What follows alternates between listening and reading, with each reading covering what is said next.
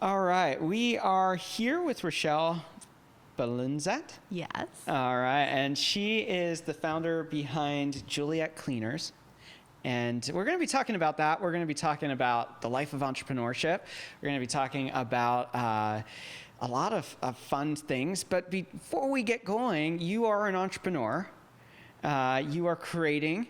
Tell us how you became an entrepreneur. How did that story start?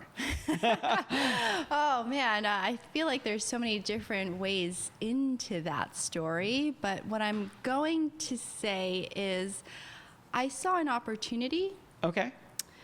And the second part to that is that I believed that I could successfully execute on this opportunity. Okay. And that's why I pursued entrepreneurship. Yeah, there's this great quote. It's by a guy named Leonard Ravenhill that says, "The opportunity of a lifetime must be seized in the lifetime of the opportunity." And it sounds like that's your story, is you saw an opportunity, figured out how to make it a reality. Well, what was that opportunity? Laundry and dry cleaning. I love my dry cleaners. Laundry dry cleaning. I launched back in 2014. Okay. And it was a very simple idea, pick up and deliver clothes, you know? So I developed an app for that. But then 2 years into it, I realized, wait a minute, people don't only want that, you still have to clean their clothes and return it. And so I went into it thinking that I was going to be a tech company. Okay. And 2 years in, realized I'm actually a laundry company. Okay. So, all right, define what you do then, because it sounds like you are a traditional cleaner, or you're using the Uber of cleaning, or? Yeah, so we're a hybrid. Okay. Right? So that was the opportunity, is that in today's fast-paced digital world, everyone relies on their phone for everything. Yeah. They want it now. Yeah. So we developed an app to give it to them now, which means we would pick up and deliver their clothes. But on the back end, we're actually also cleaning their clothes, QCing, quality controlling it, packaging it, and delivering an experience, which is why clients love us. Okay. So we're both. We meet the online and offline demands of the modern consumer. All right. Okay. Interesting. Love that. Mm-hmm. Now, how in the world did you see this opportunity? Because, I mean, I use a dry cleaner. I've obviously cleaned my clothes. How does one stumble into the world of this? Because it doesn't seem like everyone's just going, hey, I see an idea of dry cleaning, or cleaning for that matter. How did this opportunity come up, and how did you go, oh yeah, I want to take that? Yeah, sure. So it was back in 2012, 2013. Yeah. And I was having a problem with my own cleaners. Oh, okay. And I was always struggling with pickup and delivery. Say, will you pick up? Sure. Sometimes they'd show up, sometimes they wouldn't. Hey, can you deliver? Sure. Sometimes they'd come, sometimes they wouldn't. I said, okay, this is ridiculous. Yeah. And during that time, I was using a lot of Seamless for food delivery. Okay. And I thought to myself, why isn't there a Seamless for laundry? Like, why can't I just use my phone and someone shows up and picks up and delivers my laundry? So that was the beginning of the aha moment. Okay. As I started looking into it and I started going to a bunch of cleaners and really paying attention to them, I realized, wait a minute, there's also a language barrier here. Oh. I was living down in Chinatown. Yeah. Chinatown, Soho. So there was a language barrier there. I saw that there was a PR and marketing issue there. Like there was no actual brand. Yeah. And then I noticed that there was a quality control issue, which is, wait, my clothes aren't really clean, and why am I missing this one thing, or where did this go? So then those were really the building blocks and the pillars to what my company stands for today. Wow. All right. So you're solving some problems, personal pain, so you could say, hey, if I'm feeling this pain, other people are too. Mm-hmm. And you said you started out as thinking you were going to be a tech company. Right. And now you're going, well, we're a service company. Right. Talk to us about that journey. Painful. How so? Okay. Well, because you view yourself. It's like it's an experiment, right? So you have a hypothesis. Yeah. And I go, okay, my thesis is that if I develop this app, I will be successful. Okay. And if I develop an app where I pick up and deliver laundry and dry cleaning, I'm going to solve everyone's problems. Okay. But it wasn't the real problem. That's only part of the problem. Okay. So convenience and time. People, New Yorkers, need that. Yeah. The other part of the problem was like, wait, you still have to deliver back clean clothes that smell good. Yeah. And I said, oh, that's the second part of the problem. Figured out the first part. Big gap. Yeah. So then I started working out of cleaners, you know, and that was painful because it's a lot of hard labor. Yeah. The actual picking up and cleaning, the separating of the clothes, the washing the clothes, the folding the clothes. But I realized that people will keep on coming back to you for that. Okay. You know, the app is there. It's more like a marketing tool. Yeah. It's more of a convenience tool. Yeah. But that's not our end of the day promise. Yeah. So originally, were you thinking, hey, I'm going to build this app and then partner with other cleaners, or and that didn't work out? Correct. Okay. So you said, hey, I've got to build out a second part of this business. Correct. Part one is more client relations, and part two is service and providing the actual service. So how does one go from, okay, I'm solving one problem, but that opens up another problem to solve the second problem? Talk to us a little bit of like the discovery of like, hey, this isn't as easy as I thought it was going to be. The tech part was simple. This part, not so much. So this is really interesting.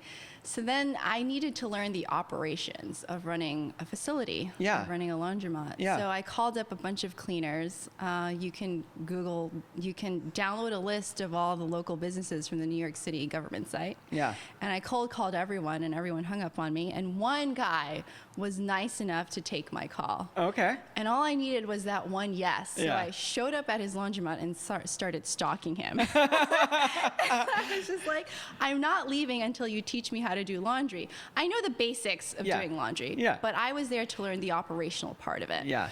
And I basically forced my way into there by offering to work for him for free. Wow. So I worked him for free for about 6 months, and I learned how to operate the business. Wow. And that was really painful because it was from 7 a.m. until 8 p.m.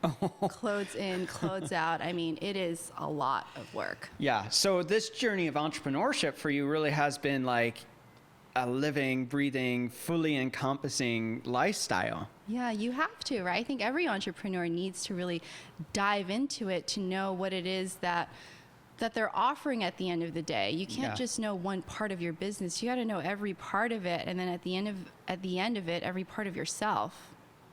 Yeah. So now you have physical location. Yes. Tell us about how you're marrying tech. A technology that's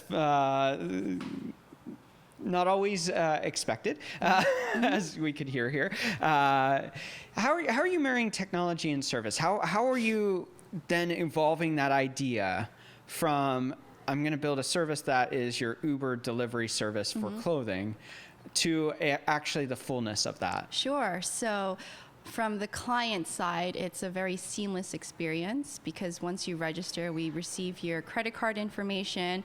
And from the client's perspective, you're just requesting a pickup. We pick up, clean, and deliver clothes. On the back end side, so we gather email addresses. So we have email marketing. Yeah. We also understand your behavior. How often are you using us? Okay. How much are you sending in? So we understand that type of data. Yeah. And then it also increases our efficiency. So how many pounds are we washing per day? How many pieces are we dry cleaning per day, per month? And we understand seasonality, which helps us manage our staff and operations. Okay. All right. So walk us through a customer experience. Okay. What's that look like? Okay, so you open up the app, you request to pick up. Okay. You leave the clothes with your doorman. Okay. We pick up every night between 7 to 10, and you get your clothes back tomorrow night between 7 to 10. Okay. This is 7 days a week. Wow. All right. So while you have a location, they're not going there. Do I go there? No, I mean, the customer isn't actually having to go to your location. That is correct. That is correct, yes. Right. So the location is dual. So it's where we handle all of the clothes that come in through our app clients. Yeah. But it also functions as a traditional storefront. Okay. So we still handle foot traffic. Okay. Very cool. Love that. All right. So they say, hey, pick up my stuff. You go pick it up. You return it the next day, the next night, and they're happy. Yes. And that's what we want, is happy customers. But along the way, you've learned a lot. You've shared those stories. What's the what's the pain point now you're trying to solve? Scaling. Scaling. Okay. Because you aren't just being an Uber where you have other people that provide the service and you provide the mechanism to get there. You're also actually doing the work. So to scale for you means that not only are you growing and developing that technology, but you're also then growing the capability to clean. Yeah, that from the operational perspective. So scaling from a client perspective, you can, there's lots of marketing tactics out there for B2C. Okay. I struggle more with the back end of it because it's so intense, it's labor intensive. Okay. So how do we scale that part operationally? Okay. All right. Well, we're going to talk more about that in a little bit. We're wrapping up this first segment. And so the next question is, how are you finding purpose in what you do? How do I find purpose? Ooh, oh, that's a hard one, I know. Two things. I mean, from my personal experience or from a client's experience? From whatever way you want to answer that. I think it goes back to that first question that we discussed, which is seeing an opportunity and truly believing in my capability to execute on that vision. Okay. So that is my purpose in life, I think, as I continue on this journey through humanity, is expanding myself. Okay. And growing into it. So as the business grows, so for example, the business is 5 years old now. Yeah. I have to not only grow as an entrepreneur and as a leader, but as a person, because it's requiring different parts of my character that has never developed because I've never been in these types of pressure situations. I'm just like, oh my God. Yeah, yeah. So that is how I find purpose. The business itself is actually feeding me to become bigger and better. Okay. And then what's the next big goal you have? To be the category leader in New York City. Nice. Yeah. Very cool. Well, we will be right back to continue this conversation. Cool. How are we doing on time? I don't know. 18 minutes. Okay. All right, cool.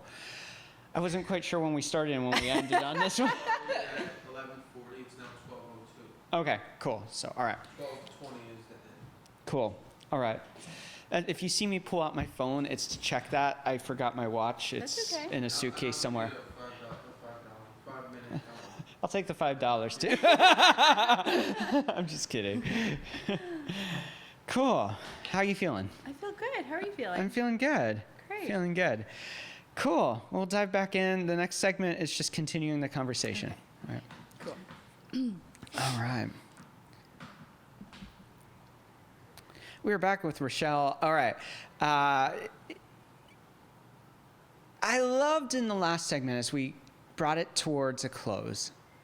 I asked the question, how are you finding purpose in what you do? And I love that your answer was like, yes, I have an idea. Yes, I'm growing a business. But what seems to feed you is that ever-evolving discovery of yourself along the way.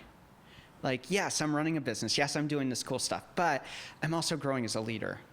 I'm growing in vision. I'm growing in abilities. I'm growing in character. I love that you use that word character because it's not one that we hear as much anymore. We hear about growing revenue. We hear about growing market share. We hear about those things, but we don't talk about what it takes to really lead well. So talk to us a little bit about why that's so significant. You're not just growing the business, you're not just growing that, but you're also taking the time to say, I'm growing myself and being intentional about that. And Right. I think more leaders need to do that. So why or how did that come to be? Right. Well, when I started out and I was one person, it's all well and good because I'm the one making sure that the promise is being met. Yeah. When it starts growing into a team of 5, a team of 10, a team of 15, it's not me anymore that's delivering on that promise. Yeah. And I need to make sure that I communicate effectively what the vision is to my team Yeah. so that they can deliver on that promise. Yeah. But even more so than that is that they need to be inspired to show up they need to want to do their job. Yeah. Because this is a shit job. Yeah. Like, it's laundry and dry cleaning, you Yeah. know? It's extremely labor intensive. Yeah. And at the end of the day is actually not that inspiring. Yeah. So the goal is, how do you get a bunch of people excited around around your vision. Yeah. And that comes down, then it becomes human. It becomes about humanity and the relationships. Yeah. And kindness and empathy and compassion. Yeah. I know humanity is a significant part. It was when I asked you when we first sat down, what are the things you want to make sure we talk about? You wanted to talk about that. And that's not the answer you get typically from entrepreneurs. They want to talk about their business. They want to talk about growth. They want to talk about how they can promote their business. So the human story is part of your story. Why is that so valuable to you? Well, we can talk about statistics. As a female entrepreneur, we only receive about 2% of venture capital funding. Yeah. Of that 2%, 0.2% goes to women of color. Okay. Someone like me. All right. So for someone like me, a female minority immigrant, I have to get really creative on how I'm going to build, fund, grow, and scale my company. Okay. In the world we live in, the math works against me. So I'm left to use skill sets that are outside of revenue. Like, what do I need to do? And how am I going to do it without money? Yeah. And the greatest asset that I have is myself and my personality. Yeah. And the fact that I was able to connect with different people, different advisors, different people who helped me along the way is how I got to where I am. Yeah. And it's all about that because I didn't have the capital resources. Yeah. That's why it's so important to me. I'm where I am because people liked me enough to help me. Yeah. Simple. Yeah. Yeah. I think that's very fascinating because most people would look at those obstacles and say, I'm done. And I think a lot of people with their dreams and ideas, whether it's a minority issue or whether it's a gender issue, whether it's just life, I think a lot of people use those obstacles to hold them back to begin with. And if you have a dream or idea, it is scary. It is hard. It is a process of constantly having to solve problems. Mm-hmm. It is not an easy journey. And I think that a lot of people just say, hey, I'm going to check out and accept the status quo. What drove you to keep pushing forward when it would have been easier to give up? It's how my mind works. So obstacles to me are always opportunities. Yeah. Failures to me are always lessons. Yeah. I do have an optimistic view on life. And I think for me, it was a matter of survival because if I didn't have that view, I would have fallen into depression, or maybe I wouldn't be living out my truest self, living out my greatest skill set, and that would have put me in a very different path that I didn't want to go down. Yeah. Well, and you're a very joy-filled person. I mean, you have one of the most contagious smiles. It's just, it lights up a room. And so it is easy to spin out of those places and into the dark places of entrepreneurship. And that's the stories that most of us don't like to tell. Yeah. But you're building this business and you're seeing breakthrough and you're seeing success. How are you now choosing or are deciding where to go next? Your goal is to be the market leader in New York City. Yes. Which is an amazing, amazing dream. And I think it's one you'll achieve. How are you choosing to do? What are the next steps that you're choosing to do to move forward? So I'm fundraising. I'm working on my pitch and on my deck, and but okay, those are the mechanics of it. Yeah. Right? You need the capital resources. Yeah. But I'm also extremely intentful on identifying the types of funds, investors, and advisors that I want to work with because I believe more than writing me a check, they're going to help me get there. Either they're going to introduce me to the right partners, to the right operators, to the right tech people, so I look at those relationships. That is actually where I'm at right now, is looking, looking at all that. Okay, so you're really practical in the weeds of doing this and saying, okay, what's the next small step? I have a pitch on August 8th. Okay. It's a 1-minute pitch on the rooftop of Times Square with funding posts. Oh, and wow. all of New York City's VCs, angels, and investors will be there. And this was my way of doing a shortcut to cold calling. I was like, well, I can cold call everyone and say, hey, do you want to invest? Or I can get up on stage and tell my story. Yeah. That's what I'm doing. All right. We've talked about a lot of stuff here. We've talked about the world of cleaning clothes, the mess you got yourself in when you chose to do this and say, I'm going to build a tech company, only to find out you had to have the goods to back up the tech side. What's one part of the story that people don't know that you'd be willing to share today? Ooh. That's such a big, open-ended, difficult question. One thing I want to share today that people don't really know. I made a joke earlier. And I was speaking to someone, and he said, "Oh, but you're so confident. You come in and you seem like you own the room." And I said, "Yeah." And then I go to the bathroom and I cry. and that is something that I do want to, leave with the world. Is that it's so important. I put every effort to show up and to give everything 100%. Yeah. But I still draw back and I still self-analyze and self-reflect, and Yeah. I'm still very self-aware. Yeah. That's what I want to say. Yeah. Super, super cool. You have a lot of goals. You're working on raising capital. When you hit New York and you reach that goal, Yeah. is that going to be like, hey, I'm going to settle in and be okay there? Absolutely not. Okay. No. All right. After New York, we're going to go to Boston, D.C., Okay. Miami, Chicago, L.A. We're All going right. to go national, and then we're going to go global. That's super, super cool. I want you to give our listeners, you've been on a journey of discovering the unknown.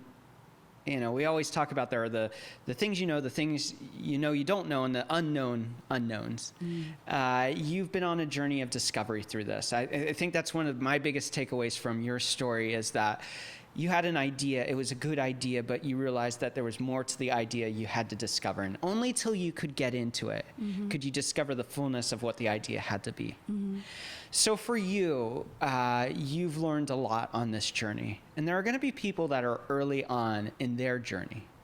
They're early on the steps of saying, you know what, I have an idea. And I know that there are things I know, and things I know I don't know, and there's a lot that I'm going to discover and learn. What are some things that you would tell a new person that's at the beginning of a journey like yours? Okay. What would you tell them about the journey of starting out? Yes. Number one, just do it. Okay. And number two, analysis paralysis. Okay. I think we all want to give everything our best shot, but then there comes a point where you just got to do it. Yeah. You really give it, you prepare as best you can, and then you go and you do it, and then that's the only way that you'll learn. Okay. Very cool. Remind people, how can they find and connect with you? So you can check out our website, JulietCleaners.com. Okay. Download our app on the App Store, Juliet.la. All right. And follow me on Instagram, Rechelle. Cool. You'll find all those links in the episode notes. I have to ask this final question before we end this segment. Juliet Cleaners, that's not your name. Where's that name come from? So Juliet is a figment of your imagination. Okay. I wanted someone to feel like there was a woman watching over your clothes. Okay. There was a hand that was actually cleaning it. Yeah. And that's Juliet. Oh, very cool. We're going to be right back for rapid fire questions in a moment. Cool. We got, about 8 minutes, 7 minutes? Yeah, we have about 6 minutes. 6 minutes? Okay, Rapid cool. fire, okay. Rapid fire questions, 27 questions. You have, no, I'm kidding. Okay, only if you answer it too, though. Okay. No, we only have a couple of these, so. Okay, all right. We are back for rapid fire questions. Are you ready? I think so. Are you sure? I'm ready if you're ready. Okay, all right. As a child, what did you want to be when you grew up? A newscaster. Yeah? Yeah. Wanted to be on the news. Nice. What's one tip you would give someone with a big idea or dream and they don't know where to start? Do it. All right. What's one big lie about entrepreneurship you'd like to break? The rules. There are no rules. Yeah, the rules. I want to break the rules because there are no rules. Okay. What's one change you would like to see in the world? More kindness. World peace. What do you want your legacy to be? Kindness, compassion, and empathy. Okay. Where do you find inspiration? Books. Okay. What is one book you think every entrepreneur or dreamer should read? I just finished reading Good People by Anthony Chan. Okay. And he talks about goodness in leaders and in companies. Okay. How do you define success? But these questions are not rapid fire questions. These are deep thought questions. Success is a mindset. Okay. It's not an end goal. It's not something that you work towards. It's every day is a success if you choose to look at it as a success. Yeah. What is one trend you are currently excited about? Rising voices. What's that mean? You know, there's a lot of people speaking up for their rights, a lot of marginalized communities coming together and bonding around that. There's a lot of social movements happening right now. I'm really excited about it. What's one habit you find helpful in your life as an entrepreneur? Sleeping. The more I get actual sleep in, the better I do. It's like, ooh, I can sleep, really? Okay, I gotta ask this. It's not on the sheet here. It's not a question I typically ask. If you're picking up laundry at 7 p.m., I know you have a team now. Originally, you obviously didn't. When did you find sleep? Not in my truck. I used to sleep in my truck. Wow. In between sessions, during the day, in between meetings, I'd go back to my truck and just fall asleep in the back. Also in between pickups or like before starting a shift of pickup and delivery. Wow. I would sleep whenever I can, wherever. I fell asleep standing up. Oh my goodness. Well, I hope you're sleeping better now. Yeah, so slightly better. Okay. I have a bed. What is one thing you wish you would have known when you first started out? To not be so afraid. Okay. Yeah. If you weren't doing what you're doing today, what do you think you'd be doing? I don't know. What would I be? I have no idea. You know what? I want to pursue education. Okay. Either educating others. I'd probably be a teacher or something. All right. Yeah. And our final rapid fire question. What is one dream you're still wanting to fulfill in your own life? I want to have a villa in Italy. Okay. That is what I'm working towards today. All right. And that's what I want. Very, very cool. We always wrap with letting our guests have a final thought for our audience. So what do you want to say to them? Can I end with a quote? You can do whatever you'd like. By Mahatma Gandhi, who Okay. said, be the change you want to see in the world. Okay. So I think it goes back to one of your questions of how I want to see the world, and I said kindness. Yeah.